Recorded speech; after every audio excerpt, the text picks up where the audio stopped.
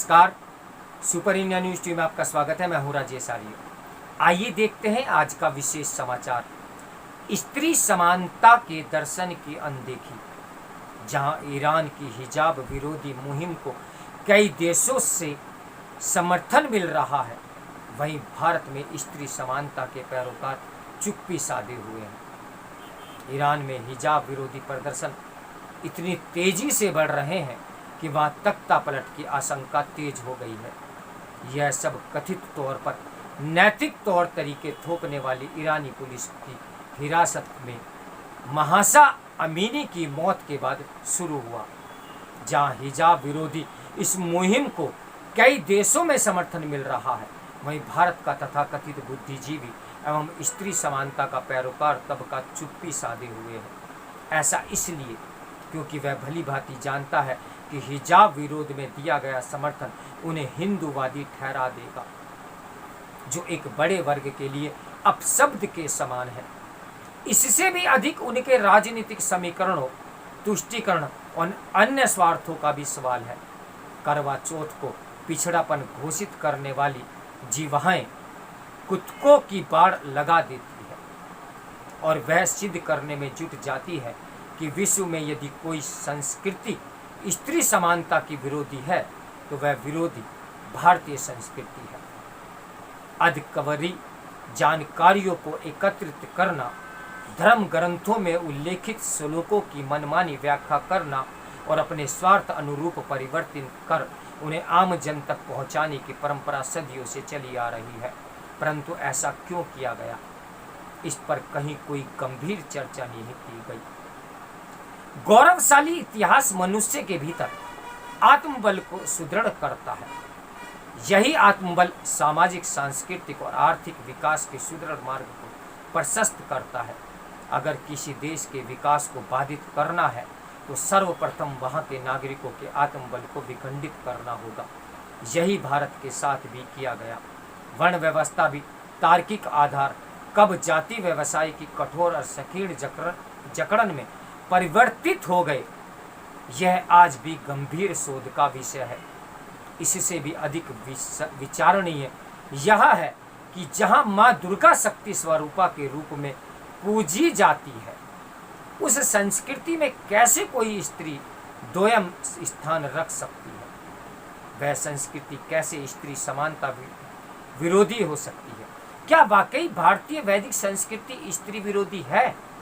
इस प्रश्न के उत्तर में अनेक उदाहरणों को सामने रखकर यह सिद्ध करने को तत्पर विमर्श तुरंत दिख जाएगा, क्योंकि कई सुनियोजित तरीके से विश्व के प्राचीनतम ग्रंथ वेदों को विस्मृत करवाने का प्रयास उनके द्वारा होता आया है और अभी भी जारी है। विश्व भर में व्याप्त धर्म, मत, पंथ अपने अनुयायियों को जीवन जीने का मार्ग दिखाते हैं। धर्म विशेष को स्वीकार करने वालों से यह अपेक्षा की जाती है कि वे धार्मिक ग्रंथों का बिना किसी तर्क के अनुसरण करें। वैदिक संस्कृति इसमें अपवाद है, जहाँ प्रश्न पूछने और उनके निस्तारण के मार्ग सर्वदा खुले रहे हैं। अगर धरातल पर विद्यमान समस्त धर्म ग्रंथों का बिना किसी पूर्वाग्रह के तार्किक विश्लेषण किया जाए तो स्पष्ट होगा कि वेदों ने स्त्री को जो स्थान दिया है वह अन्यत्र कहीं देखने को नहीं मिलता। उसकी परिधि माँ, बेटी, बहू के भीतर नहीं सीमित नहीं की गई, अपितु उसे पुरुषों की भांति सेनानी, सभापति और आद्र प्रदाता माना गया है। यजुर्वेद के अध्याय 17 के मंत्र 45 में उल्लेख है कि सभापति को चाहिए कि जैसे युद्ध विद्या में पुरुषों को शिक्षित किया जाता है, वैसे ही स्त्रियां भी शिक्षित हो। जैसे वीर पुरुष युद्ध करें, वैसे ही स्त्रियां भी युद्ध करें। यदि वेद के अध्याय 10 के मंत्र 28 में उल्लेख है कि जैसे पुरुष सभी दिशाओं में कीर्ति युक्त वेदों को जानने धनुर्वेद और अथर्ववेद की विद्या में प्रवीण हो, उसी भली भांति स्त्रियां भी हो।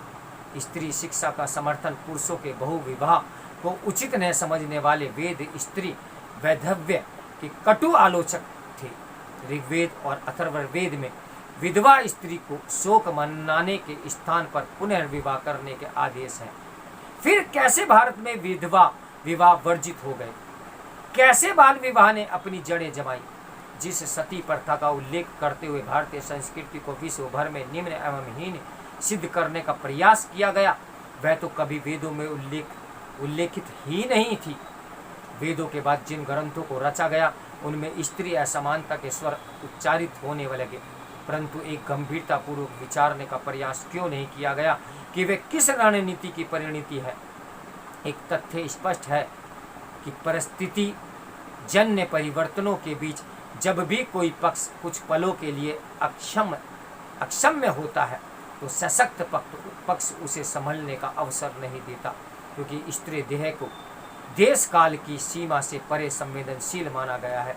इसलिए उसके संरक्षण की आड़ में सैन्य उसकी स्वतंत्रता के विरुद्ध नवीन अध्याय रचे जाने लगे हैं, जो नितांत स्वार्थ जनित थे, जिससे भी दुखद स्थिति तब उत्पन्न हुई जब विदेशी आक्रांताओं ने धर्म ग्रंथों के साथ छेड़छाड़ कर उनमें न केवल असमानता के बीज बोए अपितु स्त्री शोषण को न्यायोचित भी ठहराया। अन्यथा भारतीय सभ्यता की अनिर्माण भूमि जो वेद है उसमें स्त्री को यज्ञ माना गया है, अर्थात यज्ञ समान पूजनीय। एक प्रश्न यह भी उठता है कि चाहे कोई भी मत पंथ हो, कैसे कोई स्त्री स्वयं उन मार्गों पर चलने की संघर्ष अनुमति दे देती है जो किसी भी मानव के लिए सहज नहीं। स्त्रियों को सदियों से यही बताया जाता है कि धर्म गुरुओं के बताए मार्ग को अगर वे बिना किसी तर्क के स्वीकार करेंगी तभी उन्हें आदर प्राप्त होगा। आदरणीय होने का भाव सम्मोहन का वह भ्रम जाल बुनता है कि स्त्री स्वयं उससे बाहर नहीं आना चाहती। अगर ऐसा नहीं है तो क्या कोई स्त्री बहुपत्नी विवाह को उचित ठहरा सकती है या फिर हिजाब का समर्थन करते हुए अपनी शिक्षा और स्वतंत्रता की तिजांजलि देने को भी तत्पर हो सकती है। तो मेरे साथ बने रहिए सुपर इंडिया न्यूज़ टीवी के ब्रेकिंग न्यूज़ के लिए। नमस्कार, मैं हूं राजेश आर्य।